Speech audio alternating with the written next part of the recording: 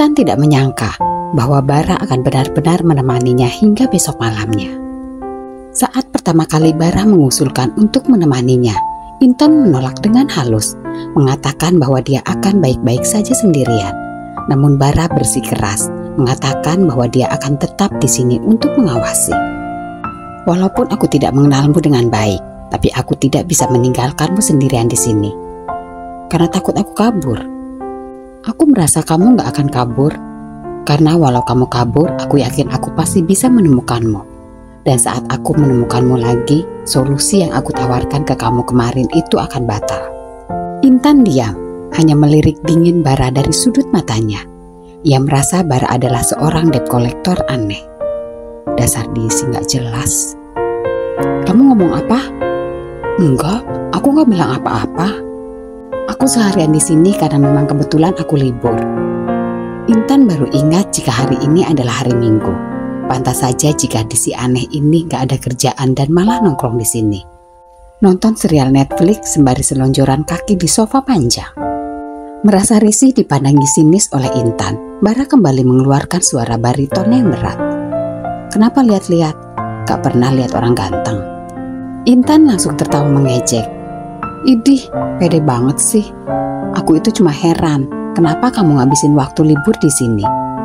Kamu itu pasti tuna asmara yang gak punya pacar kan? Masa orang ganteng jomblo? Punya muka pas-pasan mah jangan terlalu kepedean mengakui diri kalau ganteng. Cih, sudah diam, jangan banyak bacot. Kamu lupa ya, ini ruang perawatan VIP gua yang bayar. Lu gak usah gantiin biaya pengobatan yang udah gua keluarin. Lu mah fokus sama bayar utang lu aja di Happy Jol. Intan seketika langsung membisu. Ia tidak mau cari perkara lagi dengan memancing-mancing emosi Bara. Esok paginya suasana di rumah sakit terasa lebih cerah bagi Intan. Setelah kunjungan dokter, Intan dinyatakan boleh pulang. Perasaannya campur aduk saat dia memikirkan kembali keputusannya untuk tinggal di rumah Bara. Ketika semua proses administrasi kepulangan sudah selesai, mereka berdua menaiki motor metik bermodel besar yang menjadi kendaraan Bara.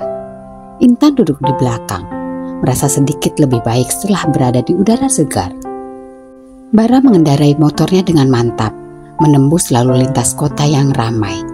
Meskipun Intan masih terasa lemah, udara segar di luar dan sinar matahari yang menyinari wajahnya membuatnya merasa lebih baik. Mereka berdua terdiam sepanjang perjalanan. Intan masih memikirkan segala peristiwa yang terjadi dalam beberapa hari terakhir, sementara Bara tampak fokus pada jalanan yang harus ditempuh. Setelah beberapa saat perjalanan yang tenang, mereka akhirnya tiba di rumah Bara. Intan turun dari motor dengan hati yang penuh harap. Bila keputusannya bekerja di rumah Bara menjadi pembantu adalah keputusan yang terbaik. Intan terkejut melihat rumah Bara yang lumayan besar dan bagus. Dia tidak menyangka bahwa Bara tinggal di tempat sebagus ini. Dengan tatapan kagum, Intan mengamati sekeliling rumah tersebut. Rumahmu benar-benar luar biasa, Bara. Bara sama sekali tidak merasa bangga. Wajahnya tetap datar tanpa senyuman. Mereka masuk ke dalam rumah, dan Intan disuguhkan dengan tata ruang yang rapi dan nyaman. Perasaannya yang awalnya canggung sedikit demi sedikit mulai terendam oleh suasana hangat di rumah Bara. Bara membawa Intan ke kamar yang sudah disiapkan untuknya. Kamu bisa beristirahat di sini dulu, Tan. Aku akan mempersiapkan sesuatu untuk makan siang kita. Terima kasih. Aku melakukan ini karena masih gak tega lihat kamu habis baru pulang dari rumah sakit. Mulai besok kamu yang harus ngerjain semua kerjaan rumah termasuk masak. Intan mengangguk patuh dengan bibir terkatup rapat. Kemudian Intan duduk di atas tempat tidur, merenungkan semua yang telah terjadi dalam beberapa hari terakhir ini. Ini gak terlalu buruk. Intan memandangi sekeliling kamar. Kamar yang dipinjamkan oleh Bara untuknya sangat bagus, luas dan dengan perabotan standar kamar yang bagus, nyaman dan estetik. Beberapa saat kemudian aroma harum makanan mulai tercium dari dapur. Intan tersenyum, merasa lapar dan juga lega bahwa Bara memang memenuhi janjinya. Memberikannya tempat tinggal dan juga makan gratis. Setidaknya beberapa waktu ini ia masih bisa bertahan hidup dengan berada di sini. Intan berjalan menuju ke arah dapur.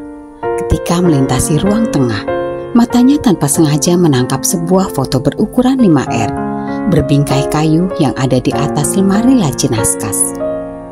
Dan ada salah satu foto yang sangat menarik matanya untuk mendekat. Intan mengambil foto itu. Foto yang bergambar Bara berpelukan dengan seorang wanita cantik berkulit putih. Wanita itu mengenakan dress merah dengan kepala yang disandarkan di atas bahu Bara. Sedangkan Bara sendiri mengenakan kaos polo berkerah dengan celana jeans berwarna denim. Mereka berdua terlihat sangat serasi. Intan terpana melihat foto tersebut. "Hei, kamu sedang apa?" Intan terkesiap, menjadi gelagapan dan tak sengaja menjatuhkan foto itu. Kaca di bingkai foto kayu itu pecah. Suara pecahannya terdengar menggema di sepanjang ruangan. Suasana menjadi sangat hening dan kembali canggung. Intan benar-benar terkejut. Mereka berdua saling menatap satu sama lain. Apa yang kamu lakukan?" bentak Bara. Maaf, aku..."